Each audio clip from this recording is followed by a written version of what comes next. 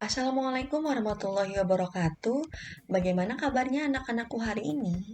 Hari ini kita akan belajar IPS tema 2, Persatuan dalam Perbedaan, subtema 3, Bersatu Kita Teguh, dengan bahasan materi memahami makna proklamasi kemerdekaan, upaya mempertahankan kemerdekaan, dan upaya mengembangkan kehidupan kebangsaan yang sejahtera. IPS Ilmu Pengetahuan Sosial, IPS Inovatif Pasti Semangat. Proklamasi Indonesia sebagai tonggak kemerdekaan Indonesia merupakan wujud dari persatuan bangsa Indonesia. Kemerdekaan Indonesia dicapai setelah melalui perjalanan panjang para pejuang bangsa melawan penjajah. Persatuan yang kuat memperteguh tekad mereka untuk mewujudkan negara yang berdaulat, adil, dan makmur. Keteguhan hati dalam mewujudkan persatuan dapat dicontoh dari seorang pemuda di masa proklamasi kemerdekaan. Siapakah dia? Dia adalah BM Dia. Ada kisah di baliknya, yaitu BM Dia dan naskah asli proklamasi. Anak-anak bisa dilihat ini adalah foto pemuda BM Dia. Dan ada foto naskah proklamasi yang ditulis tangan langsung oleh Insinyur Soekarno dan naskah proklamasi yang sudah diketik oleh Sayuti Melik. Teks proklamasi awalnya ditulis tangan oleh Soekarno, kemudian diketik ulang oleh Sayuti Melik agar terlihat rapi. Teks asli tersebut kemudian dibuang ke tempat sampah. BM Dia mengambil naskah asli dari tong sampah dan disimpannya. Ia menilai bahwa teks tersebut memiliki sejarah yang tinggi. Naskah asli yang disimpan BM Dia selama 46 tahun, 9 bulan, 19 hari kemudian dikembalikan kepada bangsa Indonesia. Dia membawa naskah asli proklamasi kemerdekaan Republik Indonesia pada Selasa pagi 19 Mei 1992 pukul 10.30 dan menyerahkannya melalui Presiden Soeharto. Naskah itu kemudian disimpan oleh Arsip Nasional atas anjuran Soeharto.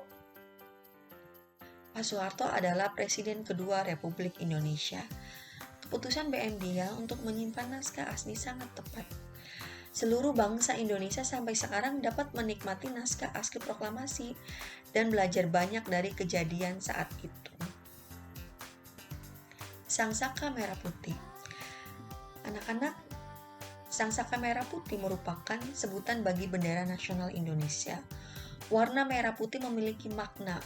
Merah berarti berani dan putih berarti suci. Merah melambangkan tubuh manusia, sedangkan putih melambangkan jiwa manusia. Keduanya sangat penting dan saling melengkapi. Bendera pusaka dibuat Ibu Fatmawati. Ibu Fatmawati adalah ibu negara pertama Republik Indonesia yang merupakan istri dari Presiden Soekarno. Bahan bendera terbuat dari katun Jepang dengan ukuran 276 x 200 cm. Sejak tahun 1946 sampai dengan 1968, bendera tersebut hanya dikibarkan pada setiap hari ulang tahun kemerdekaan Republik Indonesia karena memiliki sejarah yang sangat tinggi. Keberadaan bendera pusaka.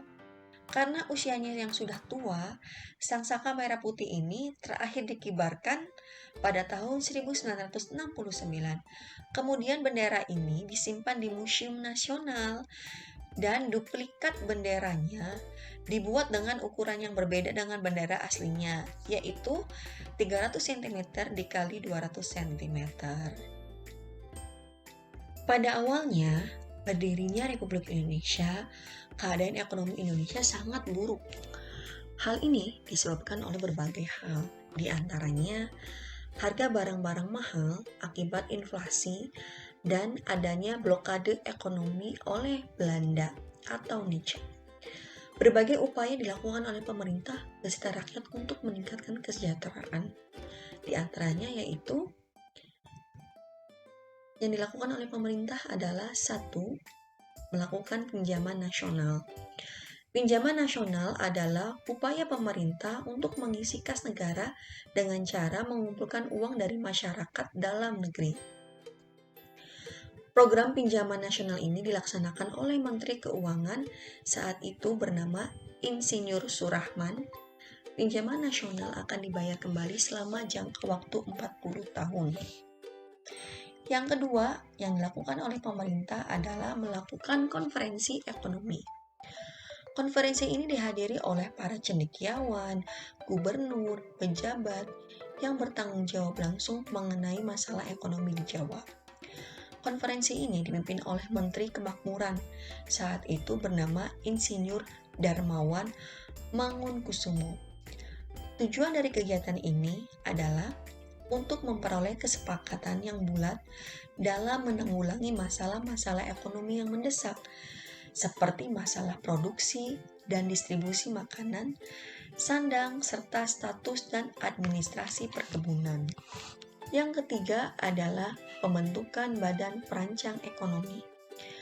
Pembentukan badan ini atas inisiatif Menteri Kemakmuran Dr. Akka Gani.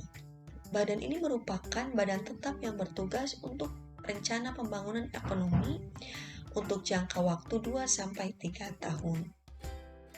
Selanjutnya yang keempat adalah rencana Kasimo atau Kasimo Plan. Program ini disusun oleh Menteri Urusan Bahan Makanan I.J. Kasimo. Program ini berupa rencana produksi 3 tahun pada tahun 1948 sampai 1950 mengenai usaha swasembada pangan dengan beberapa petunjuk pelaksanaan yang praktis. Untuk meningkatkan produksi bahan pangan dalam program ini, Kasimo menyarankan agar 1. Menanam tanah-tanah kosong di Sumatera Timur, karena memang Sumatera itu sangat luas anak-anak.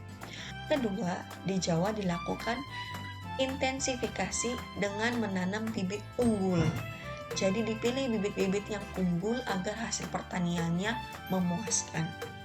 Ketiga, pencegahan penyembelihan hewan-hewan yang berperan penting bagi produksi pangan. Jadi hewan-hewan yang bagus dicegah untuk disembelih dan dijadikan sebagai induk untuk menghasilkan anak-anak yang baru atau ternak-ternak yang baru. 4. Di setiap desa dibentuk kebun-kebun bibit. 5. Transmigrasi. Program ini adalah yaitu program perpindahan penduduk dari daerah yang padat penduduknya ke daerah yang jarang penduduknya. Biasanya dari Pulau Jawa dibawa ke pulau-pulau yang lainnya. Di sana orang-orang akan diberi lahan pertanian untuk bercocok tanam. Seperti itu anak-anak, karena memang di luar Jawa itu sangat luas sekali. Membentuk organisasi persatuan tenaga Economician Practice. Organisasi yang dipimpin BR Motek ini bertujuan untuk mengiatkan kembali partisipasi pengusaha swasta. Dengan dibentuknya PTE juga diharapkan dapat melenyapkan individualisasi di kalangan organisasi pedagang sehingga dapat memperkokoh ketahanan ekonomi bangsa Indonesia. Nah, anak-anak, itu adalah usaha-usaha yang dilakukan pemerintah agar rakyatnya menjadi sejahtera, bisa memenuhi kebutuhannya, sehingga kemerdekaan ini memiliki makna tersendiri bagi seluruh rakyat Indonesia. Makna kemerdekaan Indonesia adalah kemampuan kita dalam mendapatkan hak untuk mengendalikan negara tanpa campur tangan negara lain. Dengan kemerdekaan ini, Indonesia bisa mengatur dan memerintah tanpa paksaan dari pihak asing atau negara luar, atau mencampuri dalam mengambil keputusan untuk kemajuan dan perkembangan negara Indonesia. Apa yang harus dilakukan? Yaitu menjaga persatuan dan kesatuan. Persatuan dalam keberagaman merupakan modal utama dalam mencapai masyarakat sejahtera. Rakyat yang bersatu dalam suasana yang aman turut mendukung pelaksanaan pembangunan Jika pembangunan berjalan dengan baik, maka kesejahteraan rakyat akan meningkat. Sebaliknya, jika negara terpecah belah dan tidak aman, maka pembangunan akan terhambat. Pembangunan yang terhambat akan mempengaruhi kesejahteraan. Menjaga keutuhan Negara Kesatuan Republik Indonesia adalah tugas kita bersama tentunya. Makna kemerdekaan bagi pelajar adalah semangat belajar untuk mengisi kemerdekaan Indonesia. Kalian harus bersungguh-sungguh belajar dan mengejar cita-cita. Kalian harus bersyukur hidup di zaman milenium yang semuanya sudah nyaman, enak, dan begitu mudah untuk mencari informasi. Bayangkan betapa pedihnya dan perihnya para pahlawan berjuang hanya demi menjadikan Indonesia seperti saat ini. Untuk itu, Ibu Tiana berharap anak-anak Kresna khususnya bisa memaknai kemerdekaan Republik Indonesia dengan mengisinya untuk selalu semangat belajar.